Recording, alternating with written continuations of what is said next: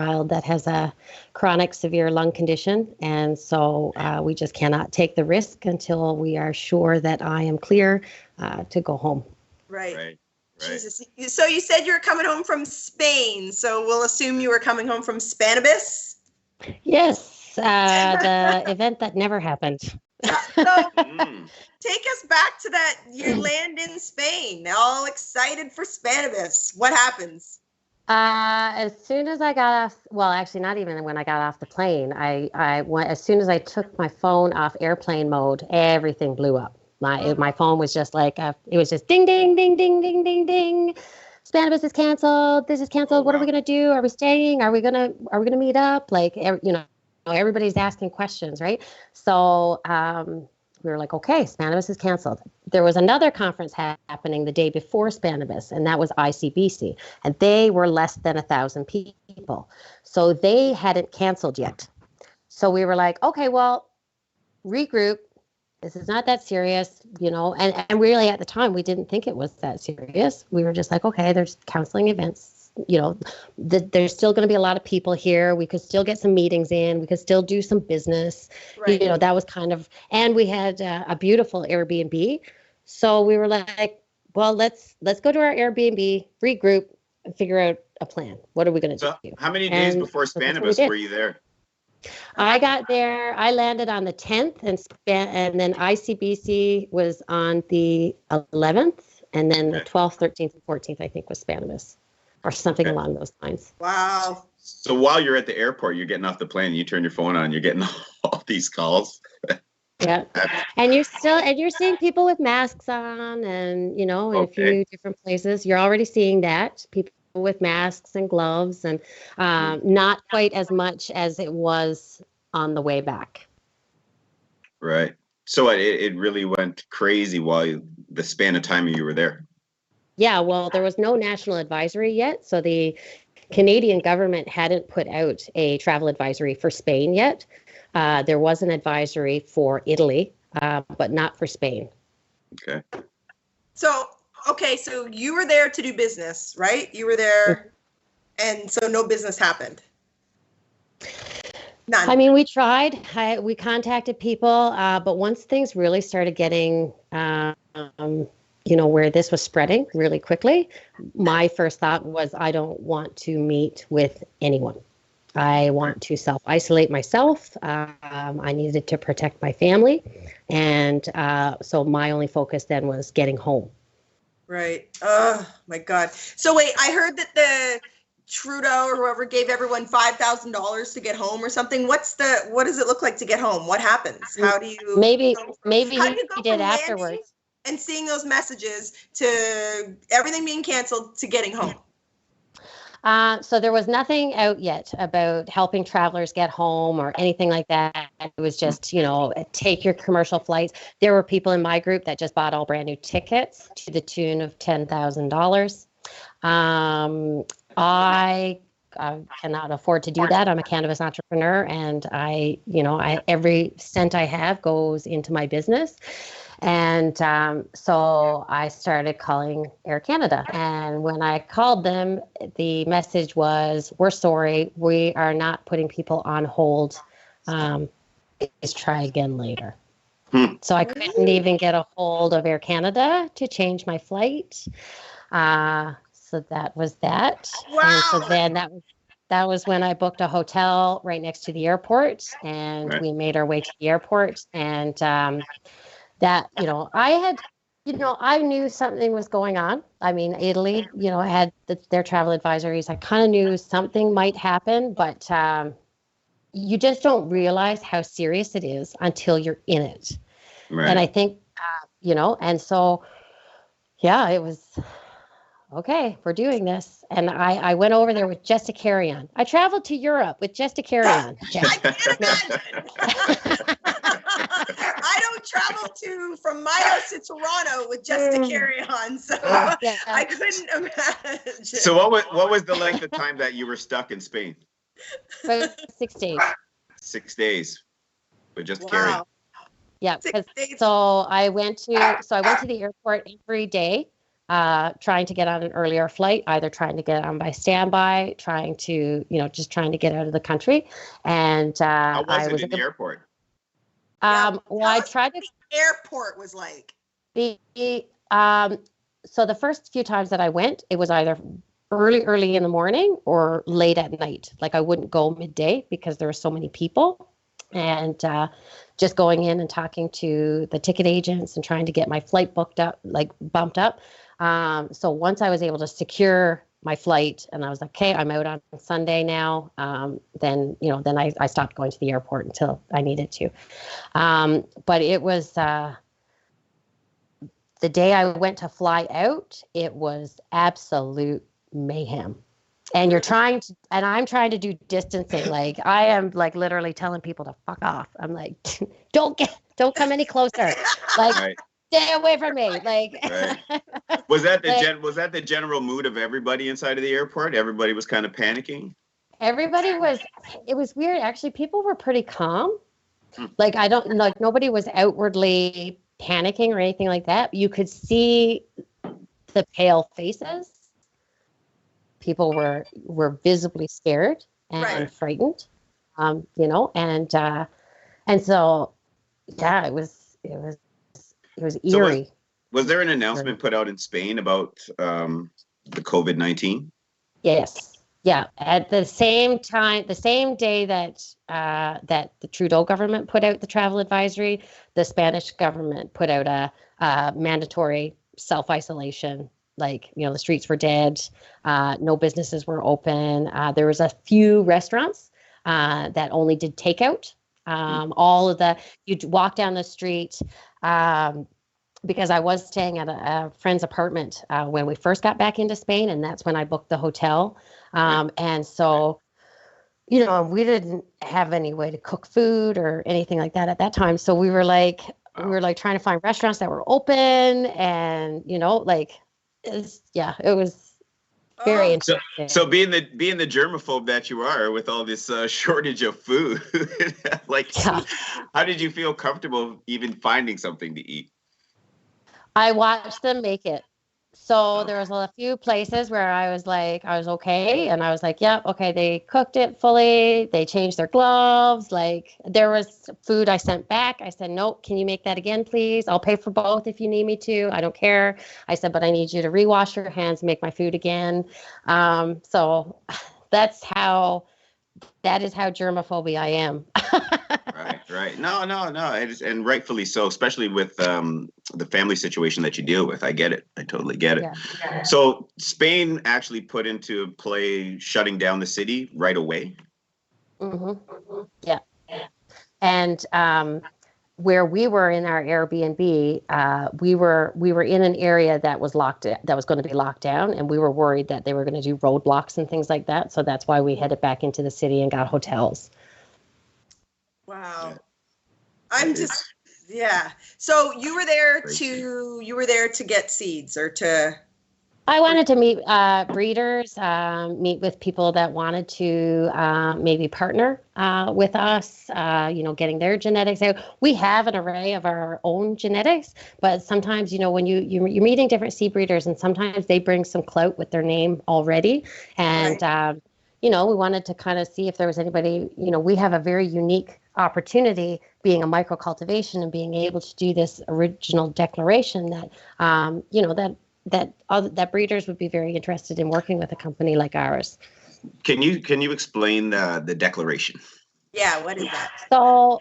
So the way it works for a microcultivation is that you have a declaration of your genetics. So that means your starting materials. It's called a 10 and 2 under the Cannabis Act.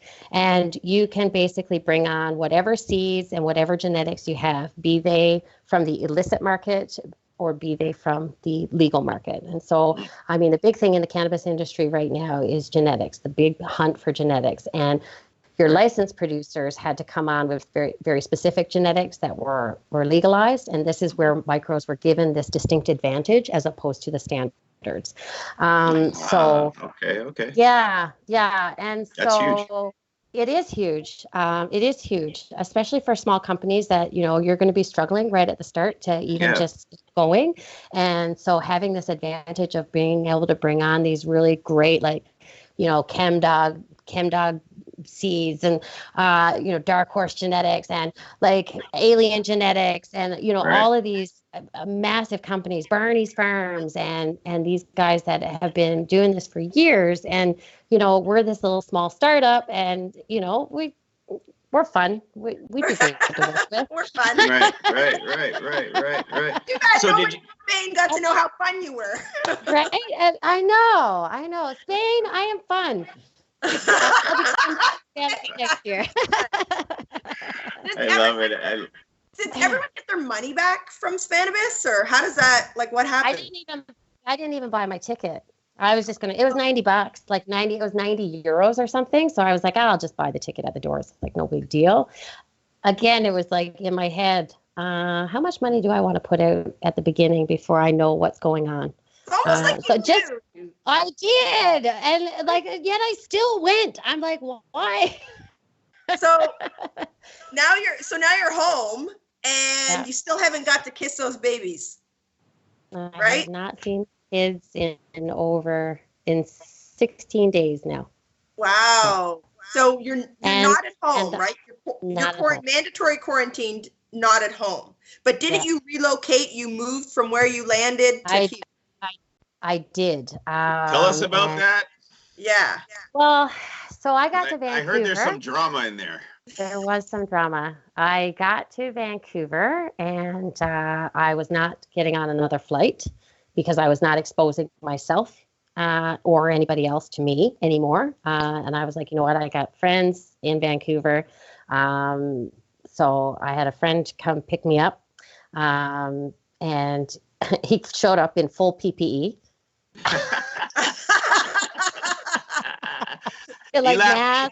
Elaborate on the PPE. Let everybody know what the PPE is. He had masks and gloves, and then he had gotten a full Tyvek suit from his cannabis facility and made me put it on before I got in his vehicle. Thank you, Dr. Earl Oliver. But I mean, it was very kind of him to offer to come pick me up and help me find somewhere to stay and all that kind of stuff. I couldn't book a hotel. I couldn't book an Airbnb. So I was able to get an apartment and, I stayed in quarantine there for 8 days. And then they started making announcements. There was rumors of border closures. There was rumors of people not being able, that possibly not being able to get home. And I was like, you know what? I need to get back to Edmonton. Right. And how can I do this and still stick as closely to isolation procedures as I could? So I had a friend who's been also in isolation, drove me to Revelstoke. And I had a friend who is in isolation here in Edmonton, drive to Revelstoke. We met in the middle and we drove through the night. So that was one step that, we could avoid people. And I never got out of the vehicle. The only thing we did, except go to the washroom, which we did on the side of the road. I never walked into a gas station. We sanitized. We never ever touched the gas pump. Everything, we used paper towels, we used gloves. So we never basically exposed anyone else to us. We took as many measures as we possibly could to stay in isolation while in transit. It's not conventional. People say that I broke the rules of isolation, and I guess in some ways I did, but I also technically was not home. And so the rule is you quarantine at home. So, it's all semantics and whatnot. I'm safe here in Edmonton now. I don't feel like I exposed any community to me. And right. So, And I'm still asymptomatic, not even so much. The only time I have a cough is when I'm doing a big fat dab. Now I want to let the online knowers, because this made a little bit of headways in Twitter or social media. But if they didn't hear from the beginning that you do deal with cystic fibrosis, right? Like that's one of your trials. So you are already and have been very hygienic, practicing good hygiene, safe distances, germaphobe. You've been doing this for years previous to COVID-19.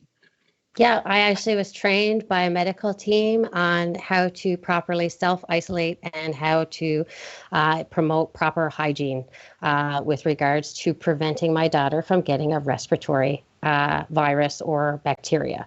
So these are practices that are a part of my everyday life. And the first 3 years of her life, I never went as far as the mailbox. Wow. We stayed at home. We traded off on grocery shopping. I never took her to the grocery store. These were everyday practices that we did. And I mean, she still ended up getting sick. You can't prevent every single little thing. And, but we just did what we could. And we did have to let up on that a little bit to let her be a kid.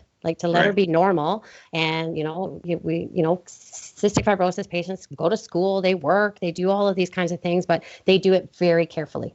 You'll meet an adult cystic fibrosis patient that will shake hands with someone and immediately reach into their pocket out with the hand sanitizer. So this self-isolation is the life of all cystic fibrosis patients. And I did get some really amazing news the other day. There were 2 cases of CF patients in the United States that caught COVID, a child and an adult, and both made it through and are good.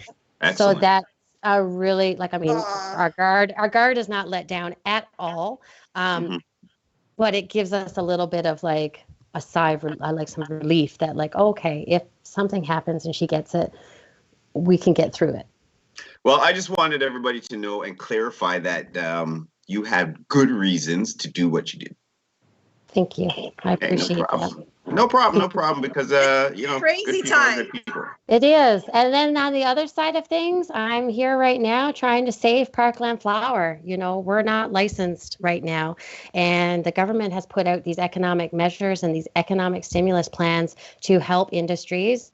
I'm sure you guys have seen that in the news. Yeah. But we are in a very unique situation as an applicant. We're not a licensed producer. Right. So even if these LPs are successful in convincing the government and the BDC to give funding, we won't be eligible, and neither will any other microcultivator applicant.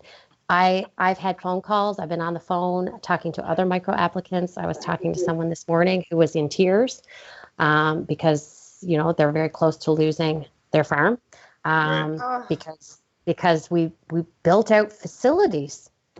On May 8th, Health Canada told us you have to have a fully built out facility before applying.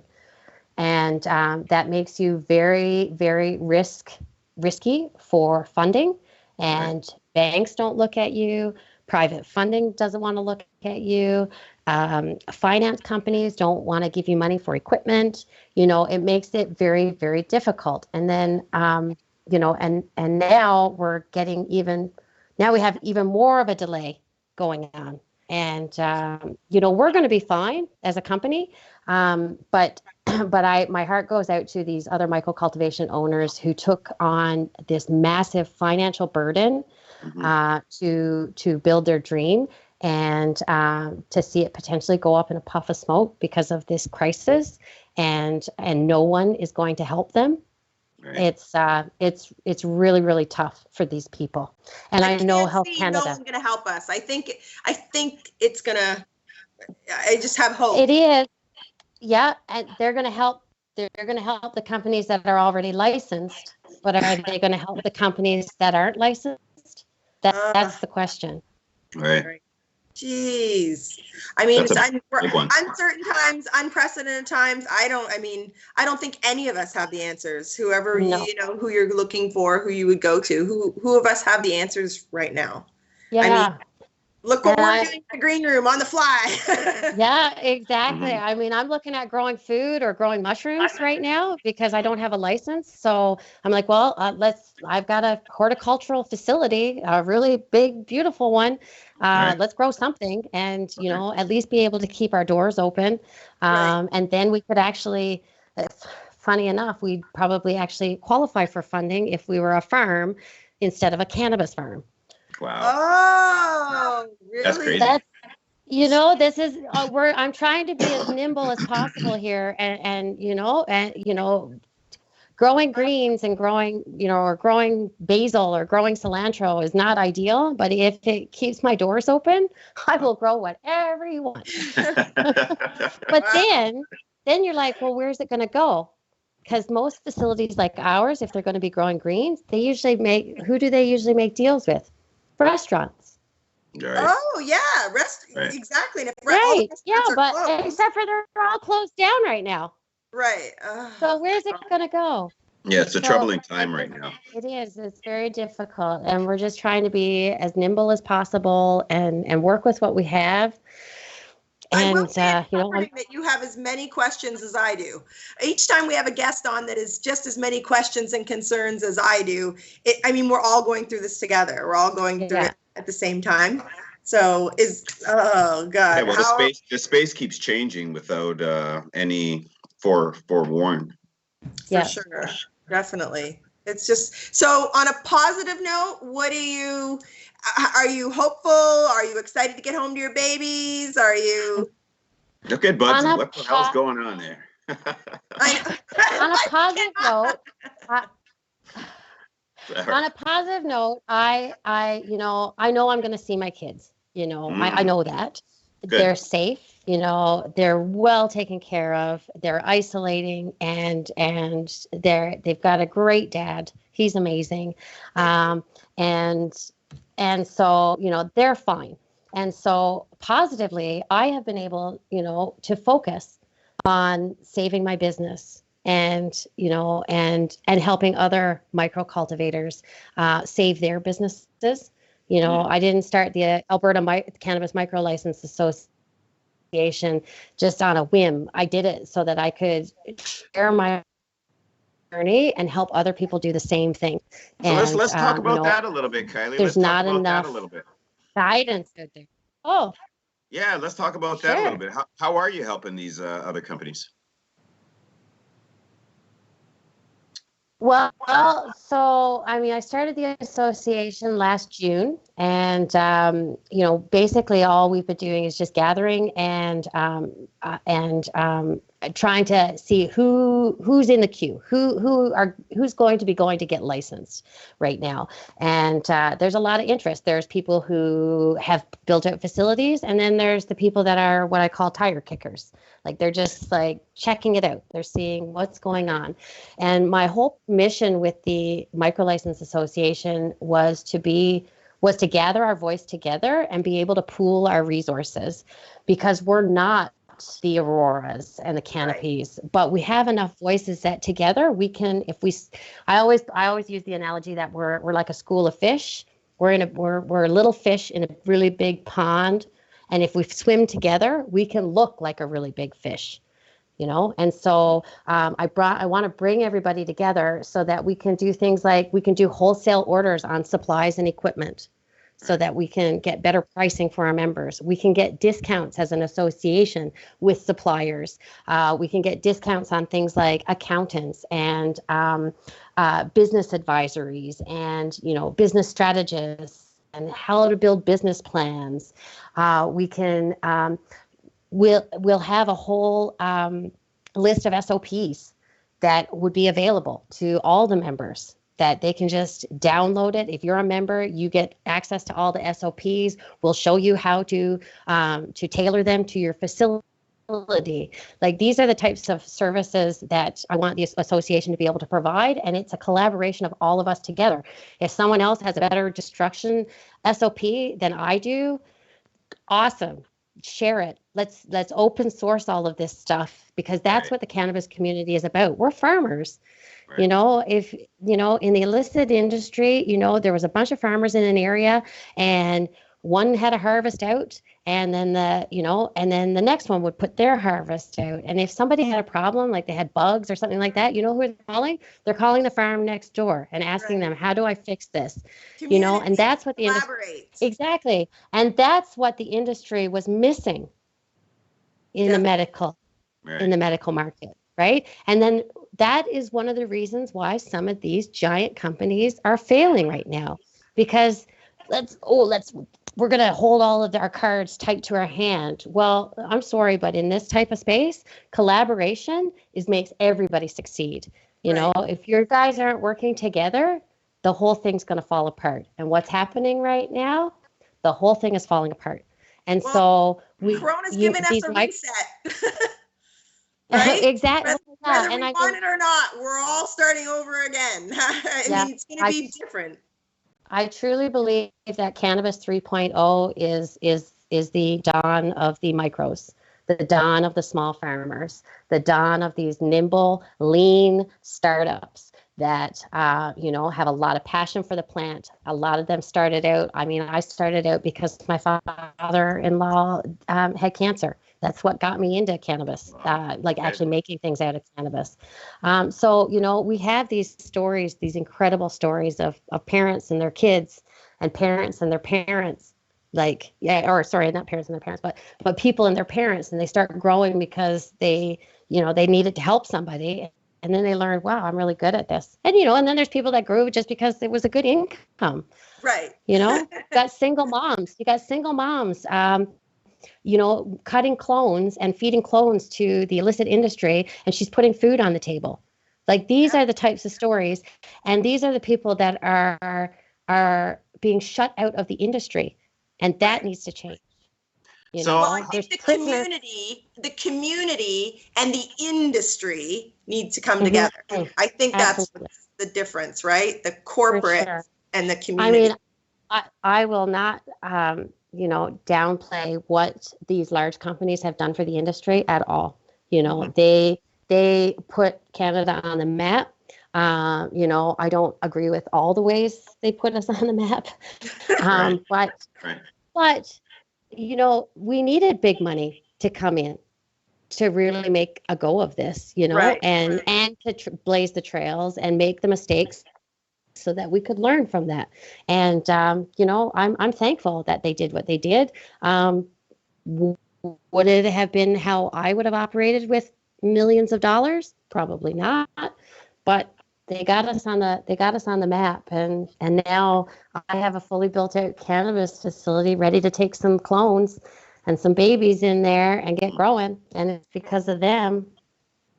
So a couple questions. The association, does it spread further outside of than Edmonton? Is it like right through Canada that you're trying to help out all these? We're Alberta based. We're an Alberta association. I'm still in the queue to be you have to register under the Societies Act in Alberta to be an association. So I'm still waiting on that. I don't know what this COVID thing is going to do to that as well. So we're just gathering.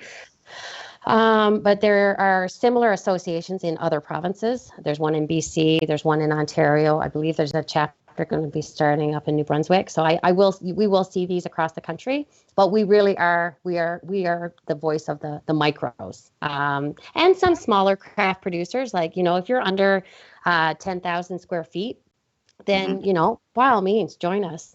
Okay. Other question now, because that you're pending for your licensing, wouldn't that, you probably can't even answer this question, but I'm going to throw it out there anyways, but because you're pending to be a legal licensed producer, wouldn't you fall under funding just for that? You would think. Yeah. It's my curiosity. I'm sorry. I'm sorry. The answer for that. The answer is no. The actual answer to that question is no. We do not qualify under any of their rules. I am a legal corporation. I have injected over $750,000 into my community. I have hired electricians, I have hired HVAC, I've had painters, I've had cleaners, I have inspectors coming in, so like some people look at my facility and say, oh, you overbuilt, like you went way too far. I'm like, well, not for my goal is. My goal is to grow for medical patients. So I have to have a pretty sterile setup in order to do that. And that is my goal, to eventually be able to serve medical patients. That's the reason I got into the cannabis industry in the first place, was for medical access. So did I overbuild? Not for the purpose I was going to do, right? So could I have started out smaller? Probably. I am fortunate enough that I was able to self-finance this. I came from oil and gas. I was very thrifty. I saved up a lot of money. My husband makes a good income. So we were able to, start this with seed money. Not everybody has that, and I understand. But I knew what my goal was, and I have a very, very conservative plan, on how to get there, and we'll see. And you're gonna get there, and we're hopeful. I'm gonna get there. Excited. It's gonna happen. Thank you for coming on. Thank you for joining us. Like, for real. And I mean, you've gone through a lot. I can't wait for you to post what you're on Twitter when you finally get to be back with your kids, and you can share your stories of Spannabis for years to come. Oh my gosh, right? Like, it's just, I'm just glad I'm back on Canadian soil. I am grateful for that. But I have to say, Spain wouldn't have been that bad of a place to self-isolate. I saw some pictures. I saw some videos. It looked like it might have been a nice place. Thank you for joining us, Kylie. Thank you. This was such an honor. Thank you for asking me to come on. I really appreciate it. I appreciate all the kindness and support. And I mean, we're all going through this together. So, I mean, I wish you nothing but the best. And thanks a lot for joining us in the green room. And I'm glad you're home back in Canada. Thank you so much, folks. Have a good one. Thanks. Anything to help with that Twitter battle. Yeah. Right? Lester's got you. No, you know what? It's, for the most part, everybody's been really great. And so, and I knew I was going to get a little bit of that, and that's okay. I'm just sharing my journey, and I feel like I shouldn't leave anything out. It's all right. I agree. It's good Canadians trying to take care of more Canadians, so it's all good. Exactly. I just wanted them to know that you are a good person, and you do have good intentions, and you are very cleanly. All right. So, guys, where cannabis talk is always fresh and a little bit sticky. Keep it locked to Cannabis Wiki, the green room, and we're out. Peace. See you guys. Bye. Excellent. That was fun. It was good. So, can we hear Control Room? Tell us what we're up to next. I have messages from all the next guests. Kylie, we got to say goodbye to you. Hey, no problem. Thank you so much. Thank you. Very nice meeting you. And I'll get some things shared to you, and I'll get some stuff out to you as soon as I get it. Okay, all right? Sounds good. All right, thanks. Take care. I'll talk to you soon. You too. Bye.